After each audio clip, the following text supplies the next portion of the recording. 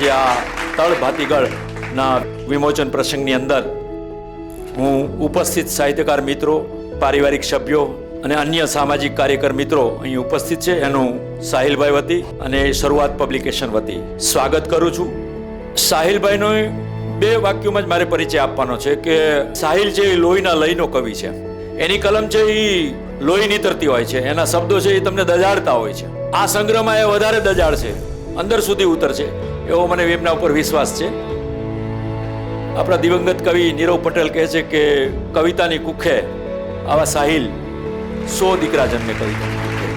આપણે એમને વધાવીએ, કારણ કે આ એમનો 4થો કાવ્ય સંગ્રહ છે અને એની કલમ નિખરતી જ ગઈ છે. અને આજે તળ ભાતીગળ, એ તળ ભાતીગળનો અર્થ એ શું કરે છે એની કવિતામાં, એ આપણને કહેશે એમના પ્રતિભાવમાં.